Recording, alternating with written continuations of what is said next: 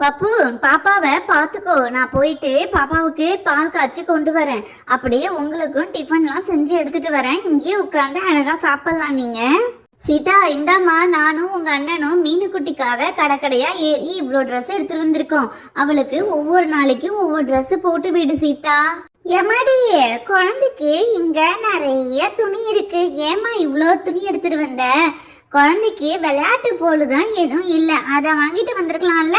அம்மா, நீங்க கொஞ்சம் சும்மா இருங்க.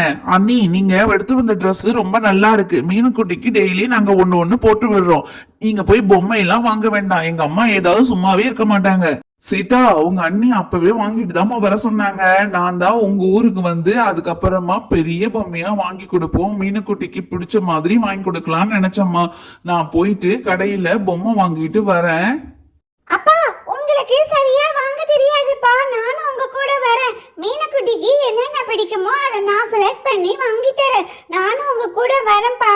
பப்பு, நீ ஒண்ணு போக வேண்டாம். நீ சும்மா இருக்க மாட்ட. அப்பா நல்லதா பார்த்து வாங்கிட்டு வருவாங்க. நீ போனா உனக்கு தேவையானதெல்லாம் வாங்கிக்கிட்டு மீனுக்குட்டிக்கு வாங்க விடாம செய்வ.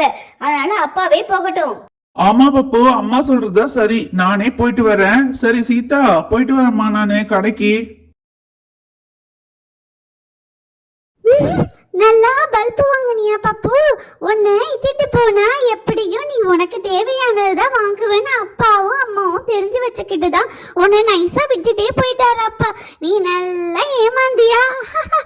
சுபே, அப்படியே ரொம்ப சிரிக்காத. மீனுக்குட்டிக்கு என்ன வாங்கிட்டு வந்தாலும் சரிதான், அதை நான் தான் ஃபர்ஸ்ட் விளையாடுவேன். அதுக்கப்புறமா தான் மீனுக்குட்டிக்கே தருவேன். அதனால என்னை பத்தி தெரியாம நீ ரொம்ப விளையாடாத. பப்பு, அம்மா ஊர்ல சொன்னாங்க, மறந்துட்டியா? அந்த பாட்டி சரியான ஆளு. நீ ஏதாவது உடைச்சிட்டுனா அதுக்கு ஒரு சண்டையே வளர்த்துவாங்க.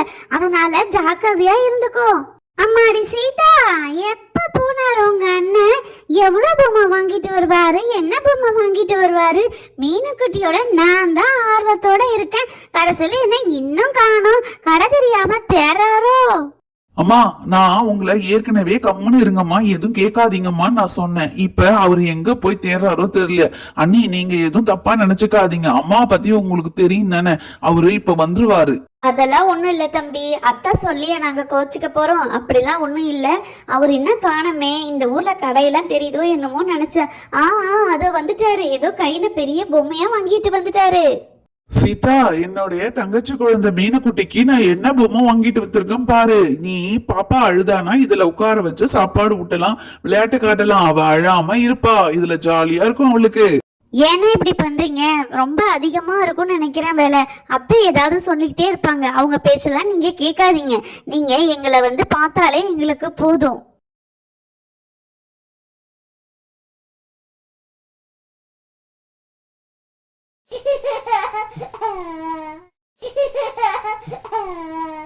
மீனுக்குட்டி, அதுல உட்காரணுமாடா தங்கம். நான் உன்னை உட்கார வைக்கிறேன். நீ ஜாலியா அதுல விளையாடு.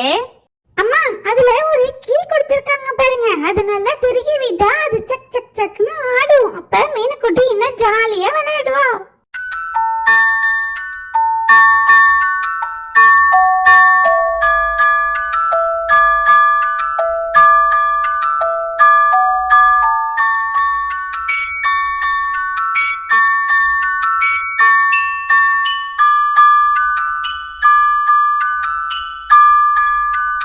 அண்ணே, அண்ணி, மீனுக்குட்டி ரொம்ப ஜாலியாயிட்டா. இனிமே எனக்கும் ரொம்ப ஈஸி. எனக்கு வேலை இருந்தா இதுல உட்கார வச்சுட்டு நான் மட்டும் என் வேலையை பார்ப்பேன். ஃப்ரெண்ட்ஸ், இந்த வீடியோ பிடிச்சிருந்தா பப்பு டைனி ஸ்டோரிக்கு லைக், ஷேர், சப்ஸ்கிரைப் பண்ணுங்க.